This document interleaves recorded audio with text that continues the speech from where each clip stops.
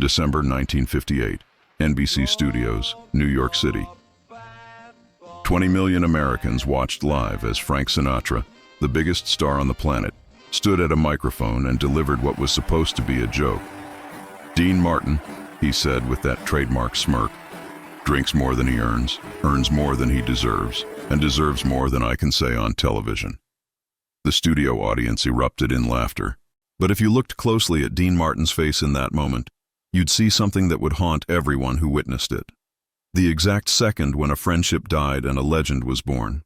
What happened in the next 60 seconds would shatter the Rat Pack's carefully constructed image and reveal a truth about fame, friendship, and respect that Hollywood had spent years trying to hide. Dean's reaction wasn't what anyone expected, and it changed everything. Before we dive into the moment that broke Dean Martin, tell me, what city are you watching from right now? Drop it in the comments because this story about betrayal and dignity transcends geography. Here's the brutal question. If your best friend humiliated you in front of millions, would you fight back or walk away? Would you destroy them or destroy yourself? Dean Martin faced that choice live on national television, and his decision would define the rest of his life and reshape American entertainment forever. If this story hits you the way it should, smash that subscribe button. We're about to expose the most devastating betrayal in show business history. To understand what happened that December night, you need to understand what Dean Martin and Frank Sinatra meant to each other before the cameras turned on and everything fell apart. They weren't just friends, they were brothers forged in the fires of Hollywood's most brutal era, when mob connections mattered more than talent, and one wrong word could end a career permanently. Dean had been the first major star to stand by Frank when his career collapsed in the early 50s, when Columbia Records dropped him, when his voice gave out, when his marriage to Ava Gardner self-destructed in spectacular fashion. While everyone else abandoned Sinatra, Dean stayed loyal, offering support without judgment, friendship without conditions. That loyalty wasn't just personal, it was professional suicide, because backing a falling star in 1950s Hollywood meant falling with them. But Dean had believed in Frank when believing required courage, had vouched for him when vouching meant risk, and when Frank's career miraculously resurrected with From Here to Eternity and that Oscar win in 1954, when he became not just successful again but more powerful than ever before, Dean had expected. Not gratitude exactly, because their friendship supposedly transcended transactions, but at least respect. At least acknowledgement that Dean had been there when being there mattered most. Instead, what Dean got was something far more complicated and painful. He got Frank Sinatra's ego unleashed, unrestrained, and absolutely convinced that the world existed to serve his needs and laugh at his jokes, regardless of who got destroyed in the process. The Rat Pack, that legendary collection of talent that included Sammy Davis Jr., Joey Bishop, and Peter Lawford, had formed organically around Frank's resurgent stardom. They performed together in Vegas, made movies together, partied together, and created an image of male friendship that defined an era. But beneath the surface camaraderie, beneath the staged spontaneity and rehearsed improvisation, there was a hierarchy as rigid as any corporate structure. Frank was the leader, the chairman, the one whose word was law. Everyone else, regardless of their individual talent or success, existed in his orbit and served at his pleasure. Dean understood this dynamic and had accepted it as the price of belonging to the most exclusive club in entertainment. What he hadn't understood, what he couldn't have understood until that December night, was just how little Frank actually valued him beneath the surface friendship. The TV special that would change everything was supposed to be a celebration, a showcase of Rat Pack chemistry broadcast into American living rooms during prime time. The format was loose, songs, comedy bits, celebrity guests, the kind of controlled chaos that made the Rat Pack famous. Dean and Frank had rehearsed some material, agreed on certain jokes, established boundaries about what was fair game for humor. Because even between friends, especially between friends, there had to be lines that shouldn't be crossed. Dean's drinking had always been part of his public persona, the lovable drunk who could barely stand but somehow hit every note perfectly. He cultivated that image carefully, used it to his advantage, made it a brand that sold millions of records and filled nightclubs. But the image and the reality were very different, And Frank knew this because Frank knew everything about Dean that mattered. The reality was that Dean Martin drank far less than people believed, that most of his stage drinking involved apple juice or weak tea, that the stumbling and slurring were calculated performances designed to lower expectations so he could exceed them. Dean was actually one of the most disciplined performers in the business, rigorous about rehearsal, careful with his voice, protective of his health in ways that contradicted the drunk persona entirely. The drinking jokes worked because audiences believed them, because Dean sold the illusion so completely that fiction became fact in the public imagination. And that was fine. That was the act. That was the whole point. What wasn't fine, what crossed every line they'd ever established, was Frank weaponizing that carefully constructed image to get a cheap laugh at Dean's expense on live television. The moment happened 40 minutes into the broadcast, during what was supposed to be a light comedy segment between musical numbers. Frank stood at center stage, microphone in hand, performing for the camera with that effortless charisma that made him impossible to look away from. Dean was positioned slightly to the side, ready to jump in with a prepared response, ready to play his part in their choreographed banter. But Frank went off script. He always went off script. That was part of his genius, his ability to seem spontaneous, even when every word was calculated. Except this time, the calculation led somewhere dark, somewhere that revealed contempt disguised as comedy. "You know what Dean Martin's problem is?" Frank said, grinning at the camera like he was about to deliver the punchline of the century. "He drinks more than he earns more than he deserves, and deserves more than I can say on television." The studio audience exploded. Home viewers across America laughed into their TV dinners. It was the perfect Rat Pack moment, irreverent, slightly mean, delivered with such charm that the cruelty felt like affection. Except Dean wasn't laughing. For maybe 3 seconds, an eternity in live television, Dean Martin's face showed something that no one had ever seen before, genuine hurt mixed with rage so profound it physically transformed his features. The cameras caught it, that moment of absolute vulnerability before Dean's performer instincts kicked in and forced his face back into its familiar mask of amused detachment. What the audience didn't understand, what they couldn't understand without knowing the history behind the joke, was that Frank hadn't just insulted Dean's drinking. He'd attacked Dean's worth, his talent, his right to exist in the same space as Sinatra. "Earns more than he deserves," was the kind of thing you said about someone you considered inferior, someone whose success was accidental rather than earned. And Frank had said it to 20 million people, had declared publicly that Dean Martin, one of the most successful entertainers in America, a man whose records sold just as well as Frank's, whose movies made more money than Frank's, didn't actually deserve his success. The subtext was clear and devastating. "You're only here because I allow it, and don't you forget it." Dean's response came after a pause that felt like falling off a cliff. He could have laughed it off, could have fired back with a joke of his own, could have played along with the bit and pretended the insult didn't land. That's what everyone expected, what the script of their friendship demanded. But instead, Dean did something that would reverberate through Hollywood for decades.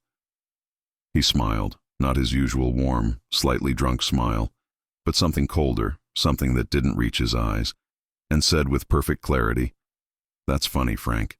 Almost as funny as watching you beg for work in 52. The studio audience gasped audibly. This wasn't playful banter anymore. This was mutually assured destruction, friendship immolating in real time. Frank's face went white, then red, cycling through emotions faster than the camera could quite capture, and for a moment it seemed like he might actually attack Dean physically. The show's director screamed into his headset for someone to cut to commercial, but they were live, they were committed, and there was nowhere to hide from what was happening on stage. Frank recovered first. He always recovered first because recovering was his superpower, his defining trait. "At least I don't have to pretend to be drunk to be interesting," he shot back, and the hurt in his voice was real enough that even casual viewers could hear it. Dean laughed then, a sound without humor, and walked off stage. Not dramatically, not with any flourish or statement. He just walked away, leaving Frank alone under the lights with 20 million people watching, and a silence so complete it felt like the entire country was holding its breath. What nobody in that studio or watching at home could have known was that Dean Martin had just made a decision that would define the next phase of his career and reshape the power dynamics of American entertainment. He had decided that Frank Sinatra's friendship wasn't worth the cost of his dignity, that belonging to the Rat Pack meant accepting a subordinate position he no longer found acceptable. More than that, Dean had realized something profound in the seconds after Frank's insult. He didn't need the Rat Pack. His success wasn't dependent on Frank's approval or the cachet of belonging to Hollywood's most exclusive club. He was successful on his own merits, beloved by millions for reasons that had nothing to do with Sinatra's reflected glory. And if Frank couldn't see that, couldn't respect that, couldn't treat him as an equal rather than a supporting character in the story of Frank Sinatra's greatness, then their friendship was built on a foundation that had never been solid to begin with. The commercial break finally came, and backstage was absolute chaos, with producers screaming, network executives having panic attacks, and the rest of the Rat Pack trying to figure out what the hell had just happened. Sammy Davis Jr. found Dean in his dressing room, packing his things with mechanical precision.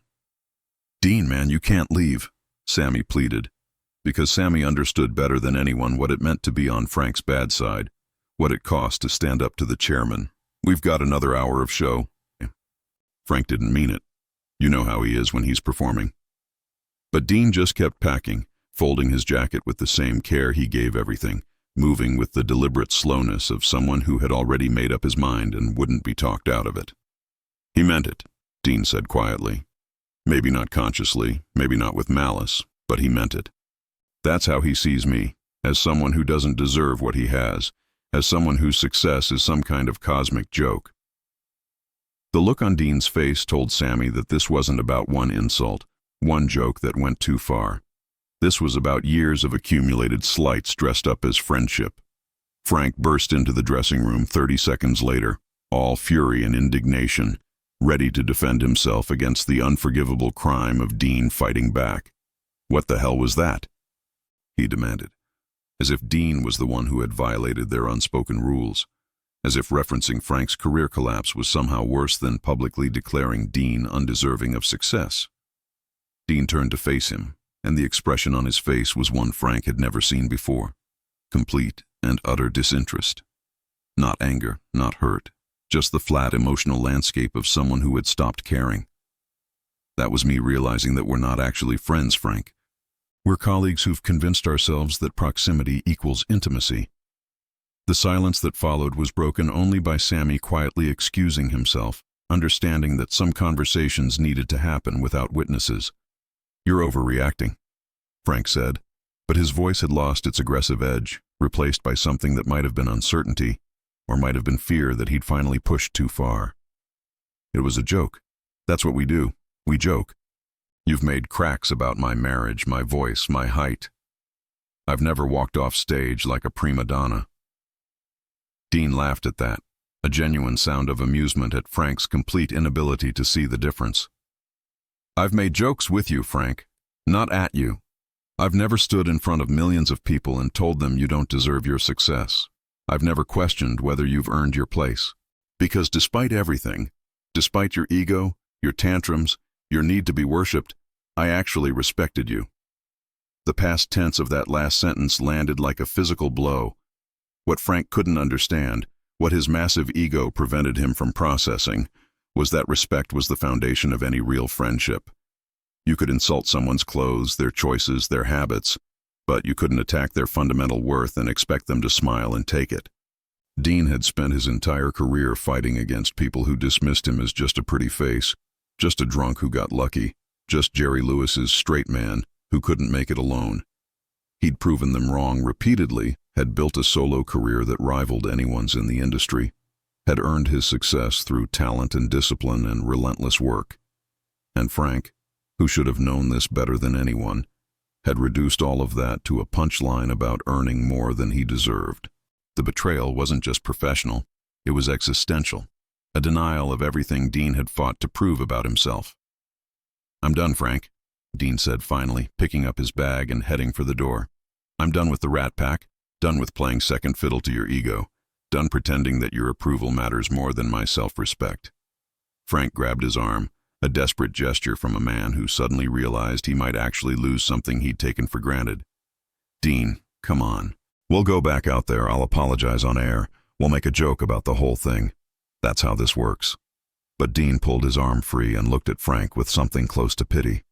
"That's how it works for you, Frank. Everything's a performance. Everything can be fixed with the right joke or the right song. But some things can't be performed away. Some things are just over."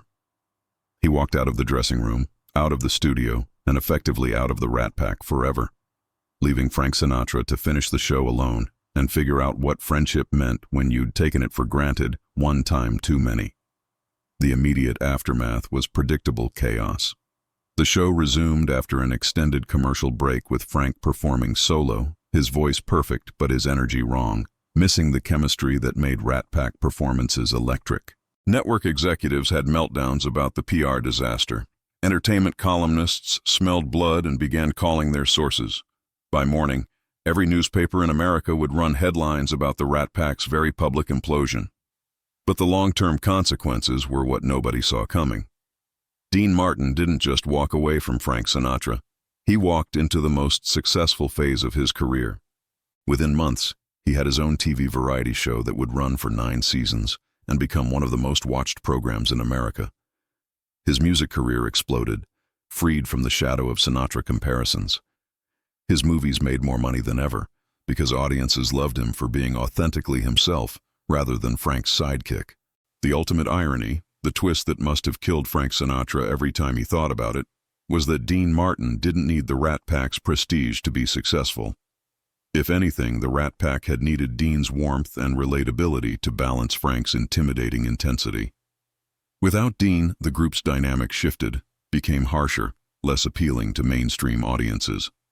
Frank continued to be Frank, brilliant, difficult, commanding, but something essential was missing. He'd learned too late that you can't treat people as supporting characters in your story and expect them to stick around when they realize they're the heroes of their own. Dean had walked off that stage and into a career defined by his own choices rather than Frank's approval. And in doing so, he'd taught Hollywood a lesson about dignity that resonates 50 years later. Sometimes walking away is the bravest thing you can do, and respect matters more than belonging. Claude é uma IA e pode cometer erros. Por favor, verifique as respostas.